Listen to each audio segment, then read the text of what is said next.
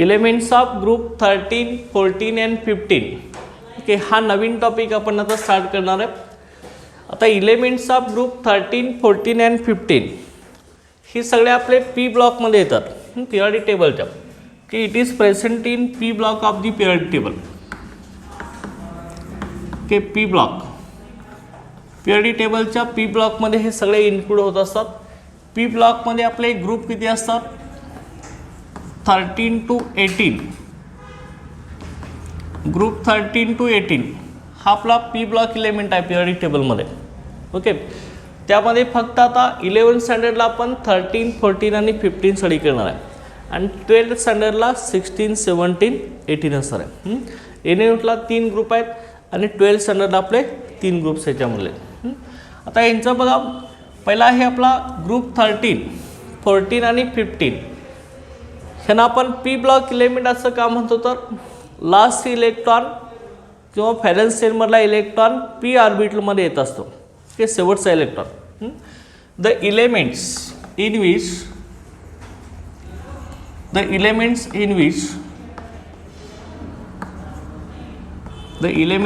Which last electrons or valence electrons enters in p orbital. ह्या एलिमेंटमध्ये शेवटचा electron P ऑर्बिटलमध्ये येत असतो, enters in P orbital. Therefore it is called P block elements. Therefore it is called P block elements.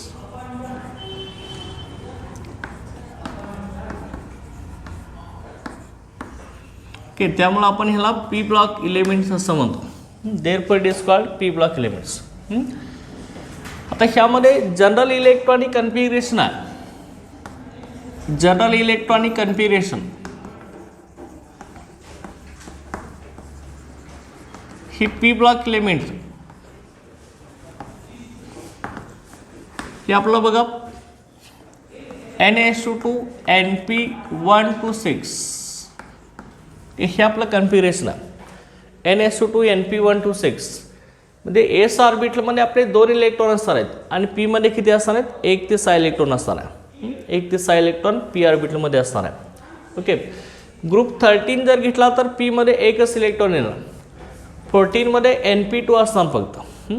15 मध्ये Np3, त्यानंतर 16 मध्ये आपला Np4, 17ला Np5 आणि 18ला Np6. Okay, 1 ते 6 इलेक्ट्रॉन आपले इथं असणार आहेत.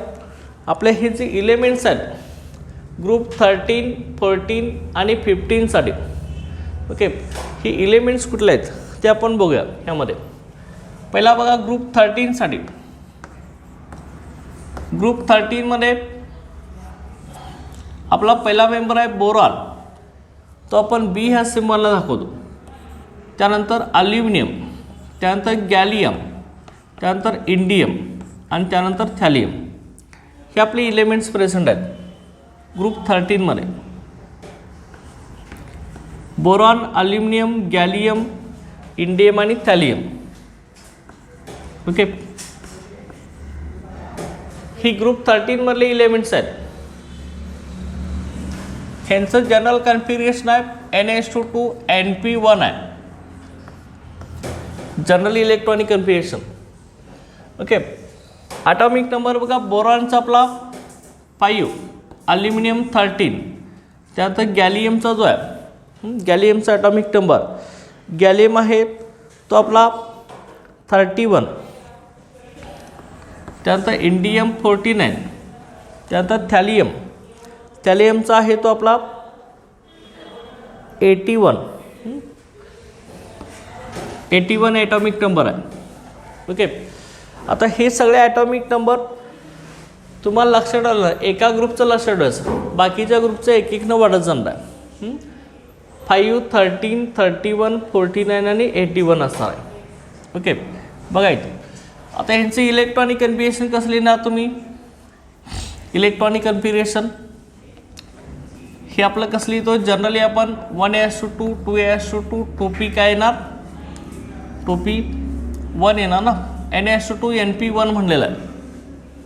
आउटरमोस्ट सेलमध्ये 3 इलेक्ट्रॉन असणार आहे त्यांच्यामध्ये NaSO2 NP1 की 5 झाले की नाही 1SO2 2SO2 2p1 त्यानंतर इथं काय येणार आहे 1SO2 2SO2 2p6 3SO2 3p1 इथं अल्युमिनियमसाठी येणार गॅलियमला 1SO2 2SO2 2p6 3SO2 3p6 त्यानंतर 4SO2 त्यानंतर काय येणार आहे 3D10 आणि 4p1 ओके अशा 3 मिळेल इलेक्ट्रॉनिक कन्फिगरेशन.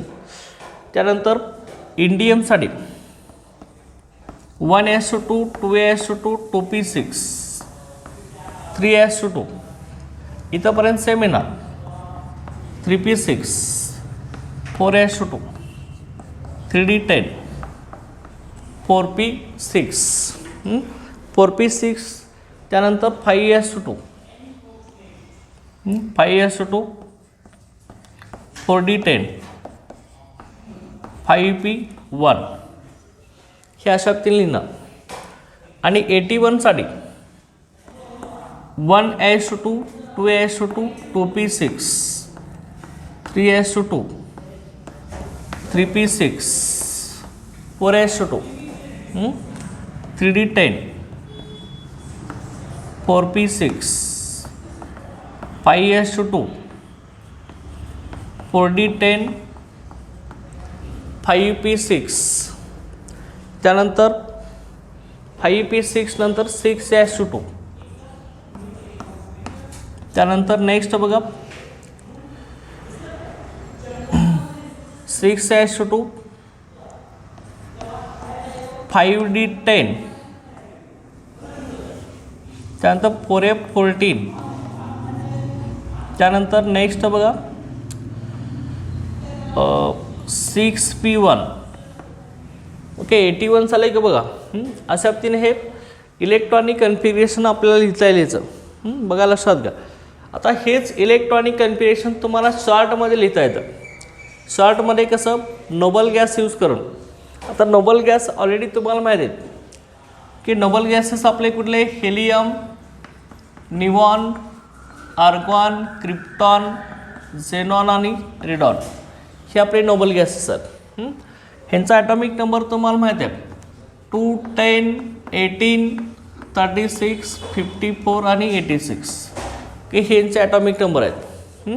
आता हे नोबल गॅस यूज करून आपण ब्रीफ इलेक्ट्रॉनिक कन्फिगरेशन ह्यांचं लिहू शकतो. लक्षात घ्या ब्रीफ इलेक्ट्रॉनिक कन्फिगरेशन किंवा शॉर्ट इलेक्ट्रॉनिक कन्फिगरेशन आपण लिहू शकतो. आता बोरानच्या जवळचा नोबल गॅस कुठला आहे बोरानचा ॲटॉमिक नंबर 5 आहे. त्याच्या जवळचा नोबल गॅस कुठला आहे आपला हेलियम आहे की नाही. हेलियमचा ॲटॉमिक नंबर किती आहे 2 आहे ना. ओके मग आता हे 1s2 न लिहिता आपण काय लिहितो हेलियम हे काय लिहायचं हेलियम असलेच. हेलियमचा ॲटॉमिक नंबर 2 आहे ना त्यामुळे 1s2 लिहायचं नाही फक्त काय लिहायचं हेलियम असं स्क्वेअर ब्रॅकेटमध्ये लिहायचं. आणि पुढचं काय लिहिणार आहे ओके पुढचं आपण काय लिहिणार 2s2 2p1 एवढंच लिहिणार हेलियम 2s2 2p1. परत अल्युमिनियमच्या जवळचा नोबल गॅस कुठला आहे निऑन आहे. निऑनचा ॲटॉमिक नंबर किती आहे रे 10 आहे ना. पण 10 कुठंपर्यंत होतं आहे बघा इथं 1s मध्ये 2 इलेक्ट्रॉन 2s मध्ये 2 आणि 2p मध्ये 6 इथंपर्यंत 10 होते ना. ओके 10 इलेक्ट्रॉन झाले की नाही इथंपर्यंत 2p पर्यंत. ओके पुढचं फक्त लिहिणार तुम्ही निऑन निऑन लिहिणार आणि काय करणार 3s2 पुढं काय करणार आहे 3p1 लक्षात आहे 3s2 3p1. तर गॅलियमचा ॲटॉमिक नंबर किती आपला 31 आहे. त्याच्या जवळचा नोबल गॅस कुठला आहे आर्गॉन आहे 18. त्यामुळे तुम्ही इथं आर्गॉन लिहिणार असं स्क्वेअर ब्रॅकेटमध्ये. तर आर्गॉनचा 18 ॲटॉमिक नंबर कुठं होणार इथं होणार ना 3p6 पर्यंत 18 होतं. त्याच्या पुढचं फक्त लिहिणार काय लिहिणार तुम्ही 4s2 3d10 4p1 एवढं लिहिणार तुम्ही लक्षात. त्यानंतर इंडियमचा ॲटॉमिक नंबर 49 आहे. 49 आपलं त्याच्या जवळचा नोबल गॅस क्रिप्टॉन आहे. क्रिप्टॉन लिहिणार इथं क्रिप्टॉन असं स्क्वेअर ब्रॅकेटमध्ये लिहिणार 36 कुठंपर्यंत होतं आहे रे आपलं इथंपर्यंत ना 4p6 पर्यंत 36 होतील. त्याच्या पुढचंच लेच काय लिहिणार 5s2 5d10 त्यानंतर 5p1. ओके अशा पद्धतीने लिहिणार तुम्ही शॉर्टमध्ये की ही शॉर्ट इलेक्ट्रॉनिक कन्फिगरेशन लक्षात घ्या. ह्याच्यासाठी की ही ह्याच्यासाठी आलं की ही आपलं गॅलियमसाठी, हे कुणासाठी आलं आपलं इंडियमचं. आता थॅलियमसाठी शॉर्टमध्ये इलेक्ट्रॉनिक कन्फिगरेशन बघा. ह्याचा ॲटॉमिक नंबर 81 आहे. ह्याच्या जवळचा नोबल गॅस आपला कुठला असणार आहे झेनॉन लिहिणार आपण. झेनॉनचा ॲटॉमिक नंबर 54 आहे. 54 आपलं कुठंपर्यंत येतं आहे इथंपर्यंत ना 5p6 पर्यंत आपलं येतं आहे. ह्याच्या पुढचं एवढंच लेस की 6s2 5d10 4f14 आणि 6p1. ओके अशा पद्धतीने हे शॉर्ट किंवा कंडेन्स्ड इलेक्ट्रॉनिक कन्फिगरेशन किंवा ब्रीफ इलेक्ट्रॉनिक कन्फिगरेशन लिहिलं होतं. आता ह्यामध्ये बोरॉन, अल्युमिनियम, गॅलियम, इंडियम आणि थॅलियम फर्स्ट मेंबर बोरॉन आहे ग्रुप 13मध्ये. त्यामुळे आपण ह्याला बोरॉन फॅमिली असं सुद्धा म्हणतो लक्षात घ्या. ग्रुप 13ला it is also called as a boron family. Okay ही आपली बोरॉन फॅमिली आहे. पहिला मेंबर बोरॉन आहे त्यामुळे ह्याला बोरॉन फॅमिली म्हणतो. आता ह्याच्यामध्ये metallic character down the group आपले इन्क्रीज होत जातं. बोरॉन आपला मेटलॉइड आहे लक्षात घ्या. बोरॉन मेटलॉइड आहे किंवा टिपिकली नॉन मेटल आहे लक्षात घेतो. मेटलॉइड त्यानंतर अल्युमिनियम मेटल आहे, गॅलियम आपला मेटलॉइड आहे चल का. ओके त्यानंतर इंडियम आणि थॅलियम हे सगळे आपले मेटल्स आहेत त्याच्यामध्ये की हे लक्षात ठेवायचं की ही आपले मेटॅलिक प्रॉपर्टी आहे त्यांच्या. आता पुढं जो आहे ग्रुप 14 आहे. ग्रुप 14 तर सेम असणार आहे. कशा पद्धतीने असेल ग्रुप 14मध्ये एकीने इलेक्ट्रॉनिक कन्फिगरेशन वाढणार आहे. इथं NS2 आणि NP1 म्हणलं आहे, तिथं NP2 म्हणणार फक्त तुम्ही NP2. आणि आता इलेमेंट्स आपले कुठले आले, इलेमेंट्स कुठले आहेत लक्षात घ्या. इथं ग्रुप 14मध्ये कार्बन फॅमिली आहे, कार्बन त्यानंतर सिलिकॉन SI त्यानंतर germanium Ge, carbon silicon germanium tin म्हणजे SN की कार्बन सिलिकॉन जर्मेनियम टीन आणि लीड आपण कसं दाखवतो PB चल का. आता ॲटॉमिक नंबर 1 न वाढवायचा. कार्बनचा ॲटॉमिक नंबर आपला किती 6. ओके तर अगोदरच्या ग्रुपमध्ये जेवढा होता त्याच्यापेक्षा 1 न वाढवायचा. सिलिकॉनला 14 करायचं, जर्मेनियमला 32 करायचं. ओके इथं SNला 50 करायचं आणि लीडला आपलं 82 करायचं. लक्षात आलं. ओके आता इलेक्ट्रॉनिक कन्फिगरेशन लिहित असताना सुद्धा काय करणार आहे, ॲटॉमिक नंबर कितीनं वाढला आहे आपला, कितीनं वाढला आहे ॲटॉमिक नंबर 1 न वाढला आहे ना. मग शेवटी काय होणार आहे NP2 म्हणलं आहे ना, पीमध्ये 1 इलेक्ट्रॉन ॲडिशन होत जाणार आहे. एवढा डिफरन्स आहे. सेम इलेक्ट्रॉनिक कन्फिगरेशन आहे की पीमध्ये 1 इलेक्ट्रॉन एक्स्ट्रा ॲड करा. 1च्या ठिकाणी फक्त 2 करायचं लास्ट p ऑर्बिटलमध्ये. ओके 4p2 इथं काय येणार 5p2 आणि इथं 6p2. ओके शेवटच्या p ऑर्बिटलमध्ये 1 इलेक्ट्रॉन ॲड करायचं. आणि ब्रीफ इलेक्ट्रॉनिक कन्फिगरेशनला पण सेम लिहायचा. p1च्या ठिकाणी p2 करायचं की हे सगळ्या ठिकाणी 1 इलेक्ट्रॉनचे तुम्ही ॲडिशन करायचं. ओके हे यांचं ब्रीफ इलेक्ट्रॉनिक कन्फिगरेशन झालं. लक्षात दे. ओके पहिला मेंबर कार्बन आहे त्यामुळे ह्यांना आपण काय म्हणतोय कार्बन फॅमिली असं म्हणतो. लक्षात घ्या कार्बन फॅमिली. ह्यांच्यामध्ये कार्बन कसं आहे नॉन मेटल आहे, सिलिकॉन मेटलॉइड आहे. सिलिकॉन जर्मेनियम आपले मेटलॉइड्स आहेत आणि टीन आणि लीड आपले हे 2 मेटल्स आहेत त्याच्यामध्ये. ओके हे 14साठी झालं. आणि ग्रुप 15साठी कसं येणार आउटर मोस्ट सेलमध्ये आपले 5 इलेक्ट्रॉन्स, पीमध्ये 1 इलेक्ट्रॉन वाढणार, NH2 NP3 करणार. चल 1 इलेक्ट्रॉन वाढणार फक्त. आता इलेमेंट्स कुठले असणार आपले, इलेमेंट्स बघा याच्यामध्ये 1 ना ॲटॉमिक नंबर वाढवत जायचं. नायट्रोजन, फॉस्फरस, त्यानंतर आर्सेनिक AS, अँटीमनी SP आणि बिस्मथ PI. की हे आपले एलिमेंट्स आहेत. नायट्रोजन ॲटॉमिक नंबर 7 होता, फॉस्फरसचा किती आपला 15, आर्सेनिक किती आला 51, बरोबर आहे. ह्याचा किती आला आपला अँटीमनीचा ॲटॉमिक नंबर किती आला आपला 51, सॉरी आर्सेनिक नायट्रोजन 7, फॉस्फरस 15, आर्सेनिकचा आपला किती 33, इथं 33, इथं 51 आणि इथं किती आला बिस्मथचा आपला ॲटॉमिक नंबर आपला 83.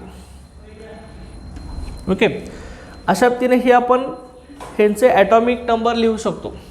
आता फक्त शेवटच्या पी ऑर्बिटमध्ये NP3 करा, इलेक्ट्रॉनिक कन्फिगरेशनमध्ये सेम येईल. इथं 3 करायचं, सेम इलेक्ट्रॉनिक कन्फिगरेशन येणार सगळीकडे. ओके, आणि ब्रीफ इलेक्ट्रॉनिक कन्फिगरेशनमध्ये पण तेच करायचं. 2p3 करा, जिथं जिथं 3p3 आहे तिथं 2p3 करायचं. ओके, अशा पद्धतीने हे ब्रीफ और शॉर्ट और कंडेन्स्ड इलेक्ट्रॉनिक कन्फिगरेशन आपलं येणार आहे. ह्यामध्ये नायट्रोजन मेटल नॉन मेटल आहे, phosphorus non metal, arsenic metalloid आहे, अँटीमनी आणि बिस्मथ हे आपले मेटल्स आहेत. ह्यांच्यामध्ये down the group metallic character आपल्या इथं इन्क्रीज होत जातं. लक्षात आलं. ओके, हे आपल्या सगळे हे जनरली इंट्रोडक्शन आहे ग्रुप आपलं 13, 14 आणि 15साठी. आता पुढच्या ह्याच्या ॲटॉमिक आणि फिजिकल प्रॉपर्टीज आहेत की ॲटॉमिक रेडियस आपली कशी होत जाते डाऊन दी ग्रुप, त्यानंतर आयोनिक रेडियस कशी होत जाते, हे आपण आता नेक्स्ट लेक्चरला घेऊया. Okay, thank you.